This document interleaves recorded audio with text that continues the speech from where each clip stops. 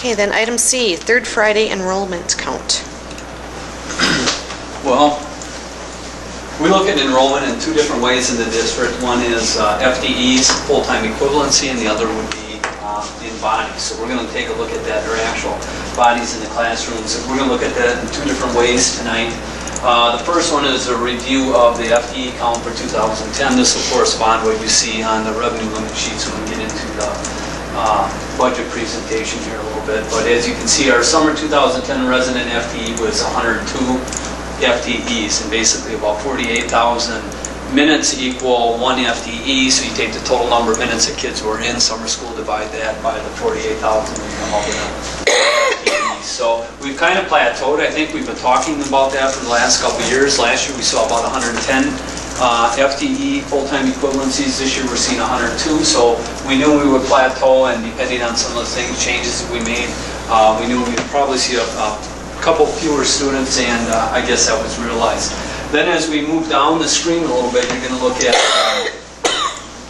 and when we're talking about FTEs, there is no correspondence between FTEs and physical bodies in the classroom, because FTEs are just on those students who reside and are residents of your district that are either attending your school or attending another school through the open enrollment process. So as we take a look at this, our resident student count, we had 22 preschool, 150 4K students, 203 full 4K students, and then 2,829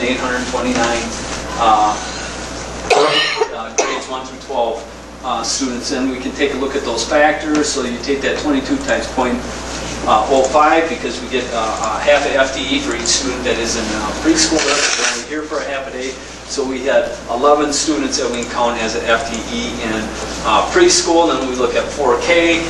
Basically, we're getting 6/10 of an FTE for the 4K because we offer that Friday parent component of our 4K program. So that allows us to go from a half-time full-time equivalency to a 6/10. So we picked up about 92 students when it's rounded and all said and done there. And then we move down to the 5K. We have to offer a everyday, all-day kindergarten program. We made that switch probably about 5 or 6 years ago. I think now maybe a little bit more than that.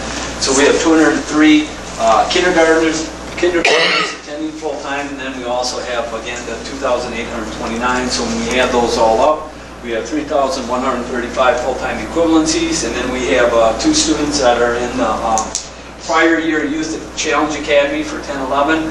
So we get 2 FTEs for that, and then 4 more in 10-11 for the current year. So you can see our total FTEs is 3,141. Back in January, we were estimating about 3,144, so we came pretty close. So that brings us now to the actual body count in our buildings. And that's probably a little bit more interesting for you to take a look at to see what's going on. Although this is, you can actually maybe want to boost that up to 100 and move around.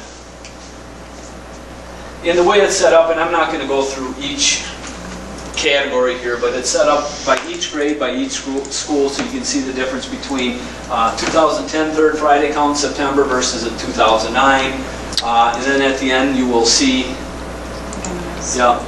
the difference between the total in each of those buildings. You can see how the Grange there, we had 3 less students there. And then you can go down through the whole thing and kind of take a little peek at that. And then if you scroll down a little bit further, I have to go to the second page there. You'll be able to see the difference in each by grade from 2010 to 2009 and the change in each one of those. So overall, we have about 28 more students in the Toma Area School District than we did last year. So with the majority of those students being spread out in the various grades, there's really not one area we can look at. Although, you know, the interesting one is, although we're down 36 students in first grade, that's because last year we had probably one of the biggest classes we've ever seen at 235. 199 first graders, no, I'm sorry, that's kindergartners, is still a pretty big class here in Toma. So it's a little bit deceiving when you're looking at that. We're down 35 students. I don't think we've seen 235 students forever. It's been a long time. So overall, you know, when we make our predictions, I think Toma's still slight to moderate growth. I can't say we're seeing a huge growth, nor do I see a decline either. So I would say we're at a slight growth model at this point in time. And that really separates us when we start talking about making cuts and revenue limits and talking about dollars, because most of the districts in the state of Wisconsin face declining enrollments. Although you don't want declining enrollments, and those dollars hurt. It even hurts worse when you have increasing student populations versus a declining enrollment, because our class sizes are getting bigger. They're not trending downward like some of the school districts that are losing students. So just a quick overview. I don't know if you have any questions or concerns about what you're seeing out there. We did do, we will bring that back probably in January. We have a company out of Michigan does analysis for us. It's pretty reasonable, about $100, and they look at the different trends. But if you get a trend one year like that, 235 students in kindergarten that we had last year, that throws everything right out the window. It's hard to trend when you have variances like that in your enrollments, because it makes it difficult. But even on those, and I think I shared that with you last year, you're still seeing that slight to moderate growth in the district, which under the old rules was good, because it helped you keep up with the cost of the school, and when equalized values were going up, it really kind of balanced things out. But a lot of things have changed. We'll talk about those things in a little bit here. So, Thank you, Mr. Gordon.